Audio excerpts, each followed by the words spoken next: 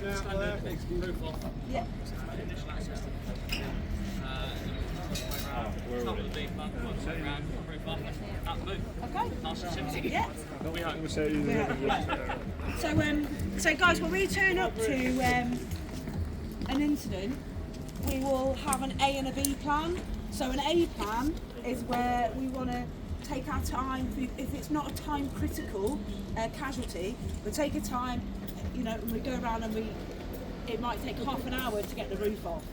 A B plan is something we have in place as an emergency. So if, for example, a casualty seems stable to start with, but they deteriorate quite quickly, we need them out, we need a plan to get them out very fast. So we'll have that B plan set up at the start. So it might be just a case of taking one door off and they come out of that door. But in an ideal world, we want to try and do it nice and safely, nice and calmly, and take the roof off, you know, in a steady manner. But sometimes we don't have that time, we don't have that luxury, and we just need to get the casualty out. Cool. You guys want to move around here so you can see what we're doing?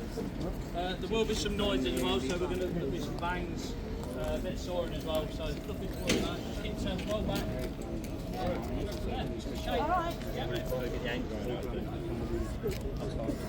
So, when we arrive on scene, obviously our safety is really important. So when we arrive on scene, we have to make sure that the area is safe for us.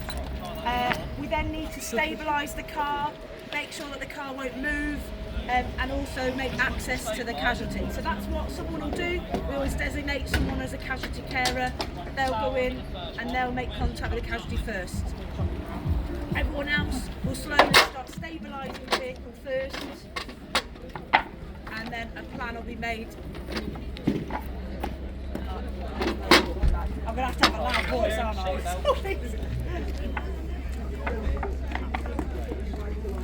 So what's happening in a minute is we're using chocks and blocks to stabilise the vehicle so that it doesn't rock or move. The casualty carer is making sure the seat belt's off so that if we have to get the casualty out really quickly, they're able to get out quickly, they haven't got the seat belt on, we haven't got to worry about that. Okay, they've done a push-pull on the door, so that just means we give it a gentle pull and it just pushes it right out the way, so it gives it a little bit more access. Okay, and it also can help with taking the door off as well.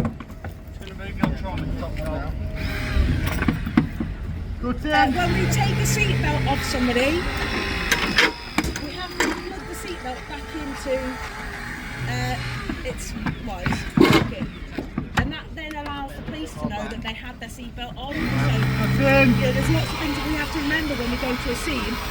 That's one thing less we have to remember, because they know that if it's plugged back in, they have had their seatbelt on, and then we have to cut the seatbelt, tie a knot in it so that it doesn't get retracted into its tensioner.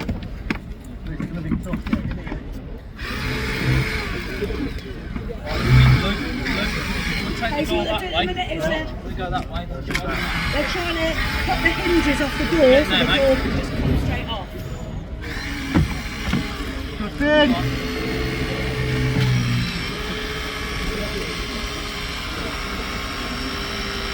Impact!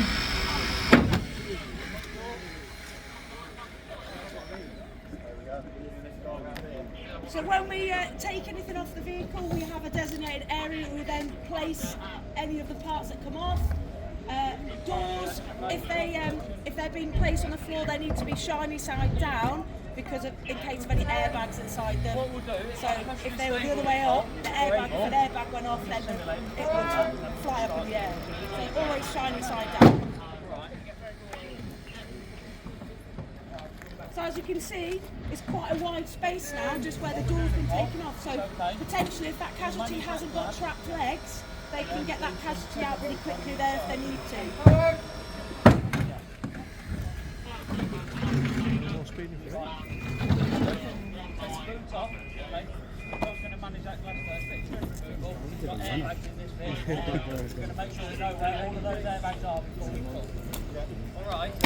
Okay, so he was just saying that in order to take the roof off, we have to do trim removal and look for any hazards on the car so that we don't cut any hazards.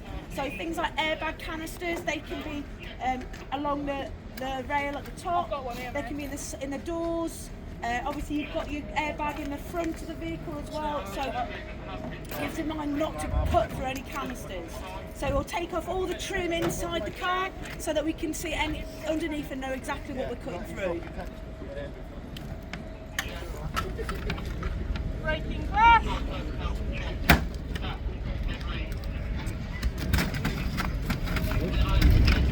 So we have to manage the glass before we do any cuts as well, just so that if we're cutting, it doesn't just explode uncontrolled. So use little glass punch, break all the windows. The front window, the front windscreen, we have to cut because it's a laminated glass, so you can't smash that.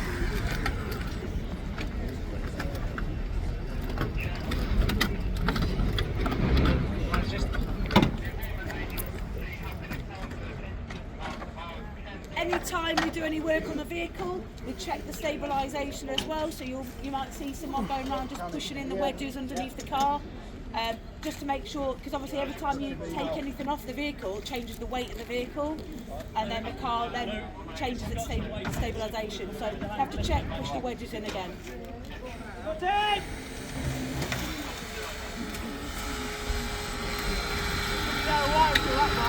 Impact!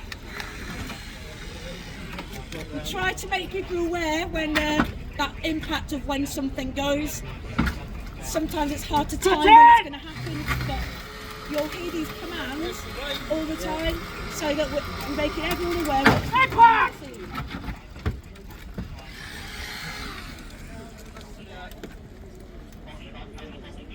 So you can see some things are quite easy to come off. Sometimes it's not like that on a job. Obviously there's no damage to this vehicle, so it's quite easy to get to hinges, things like that. When there's actual damage to a vehicle, it makes it a lot harder. Okay, so can I have one crew with the cutters working from the A back, reset the seat post, just keeping an eye on these airbags. Okay, so what they're going to do now is they're going to cut all the pillars, so the A post, the B post, so the A posts are at the front of the vehicle, B post, C post.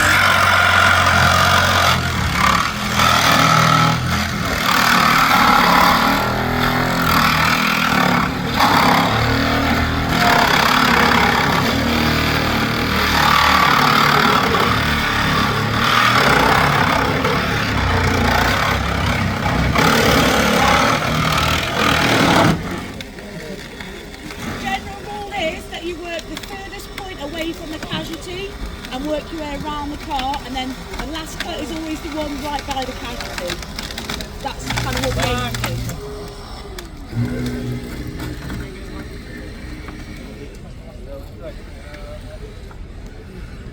to. Beautiful. So we'll have the windscreen cut, the reset. Okay, I can do that with Gus if you want to carry on like your way round. Okay. Yeah, B post, but then once we've done that, there's no stabilisation this side. We're going to have to put some bracing in ourselves. Alright. I'm going to cut the screen first, then we'll do that post. So a normal measure that we put in place is that somebody would be with the casualty the whole time, and if you see the hard protection we've just put on the bonnet, we will use that to help cover the casualty, so if nothing can get thrown at the casualty. There's also a shield, kind of a cover that we can put over a casualty just to stop any debris or any glass or anything getting thrown at them.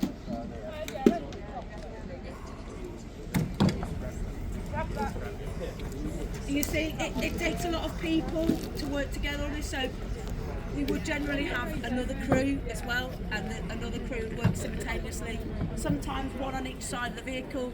It depends on the amount of people we've got and the amount of vehicles we've got to put up. So there's the shield that they're just putting over the casualty.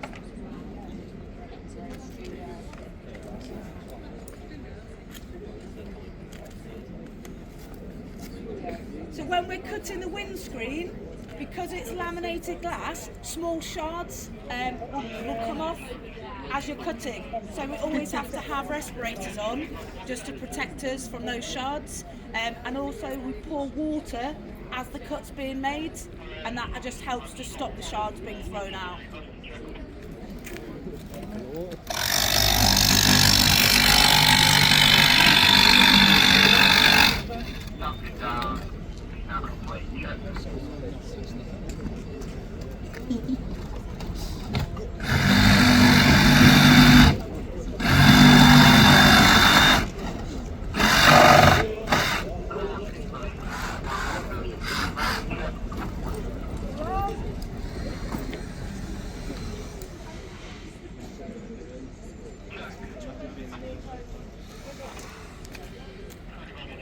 Two posts.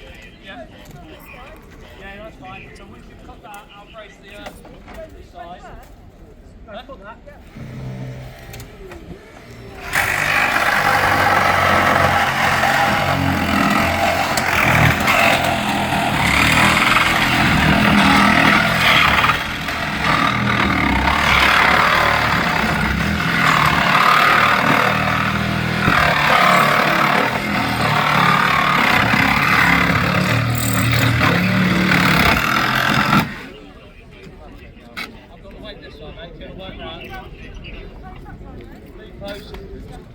And just before we do that final cut, yeah, put brake in, take through that way. B, then A with the cutters. Okay, so you can see the person in charge will always kind of inform what he wants to happen as we go in.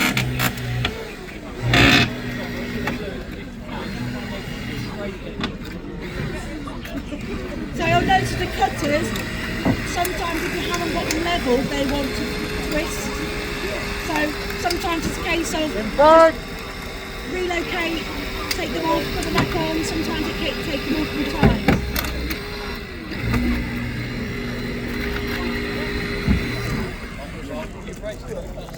Okay, so they're obviously getting ready now to brace the roof because they're coming up to the last cut.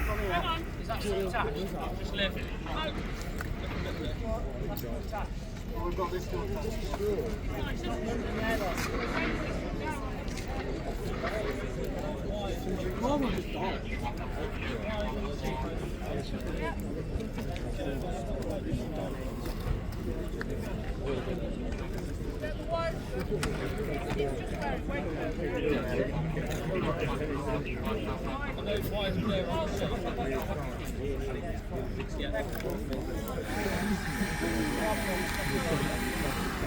So you're going to have to get under the pole and lift off. You ready? Yeah, ready? Good. You're done. Down behind.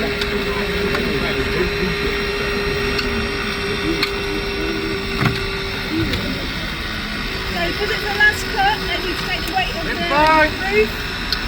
The person doing the last cut will put the cutters down and get straight back on the roof and take it off.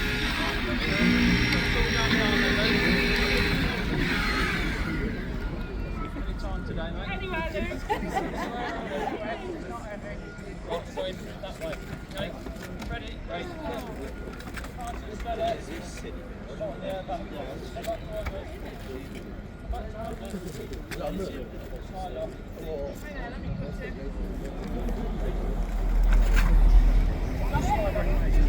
so sometimes this can happen. You can not realise that something's still a little bit attached and you just have to pause and cut it off. It's not attached, it's just caught on there. Oh, is it? Oh, is it?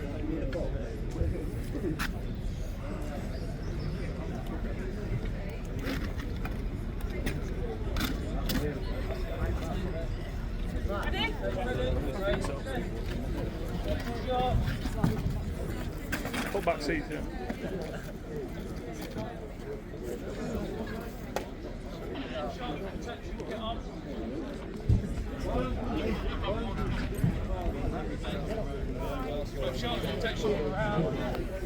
So what they do now is, obviously you can see there's quite a lot of sharp edges. So we have sharps protection that we then cover all those sharp edges to prevent anyone catching or the casualty being caught on it as they're being extricated.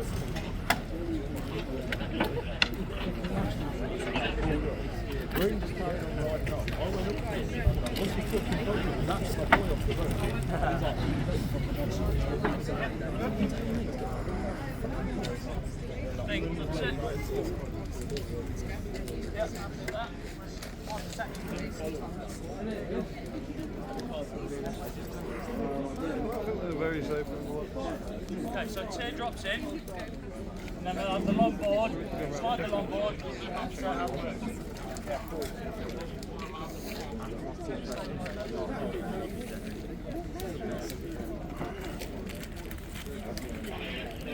So what they're doing now is they're just using the hard protection behind the person's back They use two so they can put the longboard in between, and then that helps to get them onto the longboard.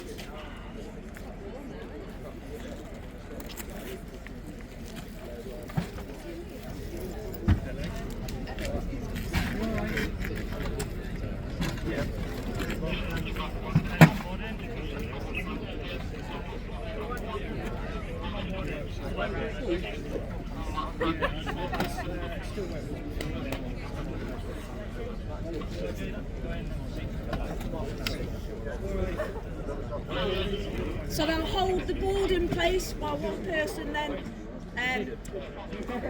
takes the seat back. So it just makes it easier to slide them out. Then they'll lower it together.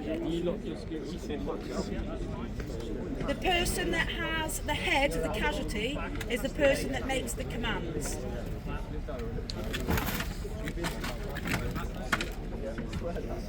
Shoot. Shoot. Yeah,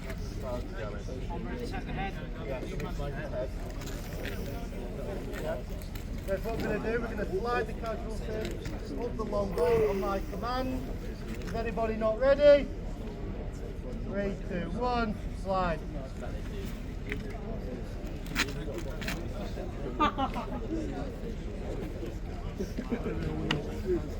Everybody off again. Is anyone not ready? 3, 2, 1, slide.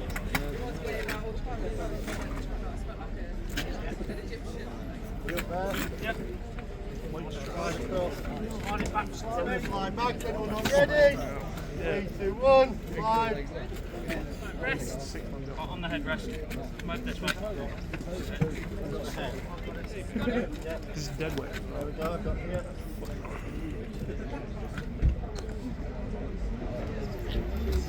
Feet onto the headrest, mate, and we'll move out in one.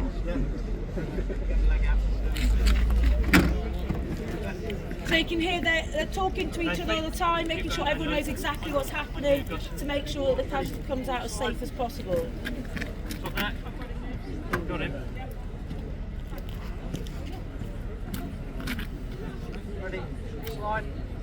Set the weight. Come around this side. Front of us. Not too close in. Put your fingers. Okay. There we go. All done. All right, do you want to give them a round of Yes. applause?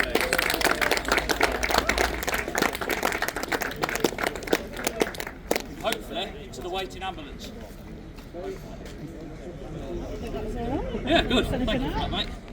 Has anybody got any questions?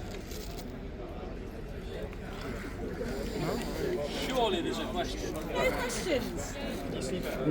Does it always go that smoothly? Not always, but that's why we work methodically. So every step is done before we move on to the next step. And the idea is we're working here with 4 people. At a real working RTC would have at least 2, possibly 3 fire engines. Right. So there'd be more people there to do the jobs, if that makes sense. Yeah. We have 2 crews working simultaneously around the vehicle. The idea is to get it done as quickly but as safely as possible. So yeah, sometimes we get hiccups along the way. Right. Sometimes it goes really, really well. Say again? I'll probably take it home later, maybe. No. Always wanted to come